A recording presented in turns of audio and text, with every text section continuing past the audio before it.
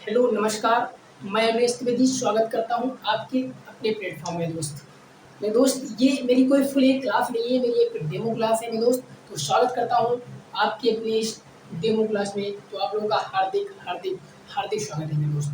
तो मेरे दोस्त, मैं ज़्यादा बात ना करते हुए सीधा 1 या 2 मिनट का डेमो, तो ज़्यादा बात ना करते हुए मेरे दोस्त, सीधा मैं क्लास पर स्टार्ट करता हूँ मेरे दोस्त। तो 10th क्लास की सामाजिक विज्ञान यानी सोशल साइंस। मेरे दोस्त, 10th क्लास में 4 भाग होते हैं सोशल साइंस में। पहला आपका है इतिहास, तो दूसरा है नागरिक शास्त्र, तीसरा है अर्थशास्त्र और चौथा है आपका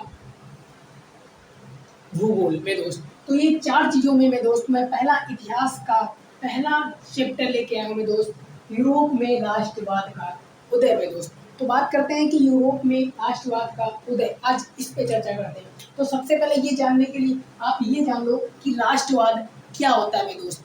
राष्ट्रवाद जानने के लिए सीधा-सा बात है मेरे दोस्त, किसी भी देश में आपस में प्रेम हो जाना मेरे दोस्त। ध्यान रखना, जैसे आप मुझसे प्यार करते हैं, मैं आपसे प्यार करता हूँ, तो जी भाई आप मैं आपसे प्यार करता हूँ, ये राष्ट्रवाद ही हुआ मेरे दोस्त।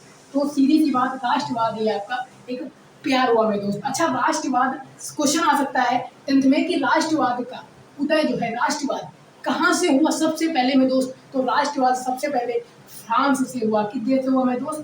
फ्रांस से हुआ। कहाँ से हुआ मेरे दोस्त? फ्रांस से हुआ। कहाँ से हुआ? फ्रांस से हुआ मेरे दोस्त। जो फ्रांस से एक क्रांति हुई थी, वो फ्रांसीसी क्रांति हुई थी। इसका नाम था फ्रांसीसी क्रांति हुई थी मेरे दोस्त। फ्रांसीसी क्रांति जो है वो 1789 यानी 1789 ईस्वी में एक क्रांति हुई थी, जिसका नाम था फ्रांसीसी क्रांति। उस टाइम यहाँ का राजा क्या था, कौन था मेरे दोस्त? उस टाइम यहाँ का राजा लुईस सोलवे था यहाँ का राजा मेरे दोस्त। अच्छा, क्यों हुई थी फ्रांस की क्रांति?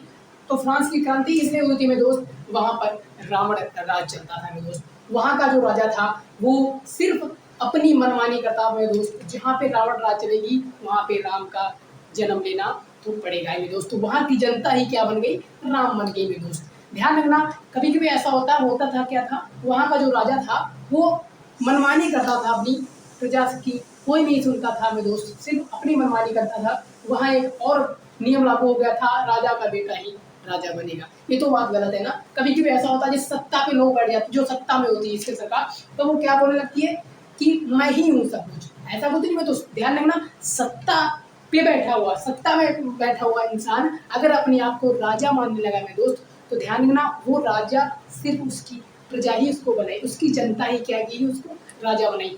वो एक पतंग है, पतंग की डोर जनता के हाथ में दोस्त। जनता जब चाहेगी तब बीच से उसको काट सकती है। वो अर्श से फर्श पे गिर सकता है। ये जनता का बहुत बड़ा रोल है। मैं तो ध्यान रखना, जनता सर्वोपरि है। वहाँ का राजा का यही भ्रम हो गया था, वो लगा था मैं राजा हूँ, मैं ही राजा हूँ। बस इस वजह से क्रांति हुई थी मेरे दोस्त।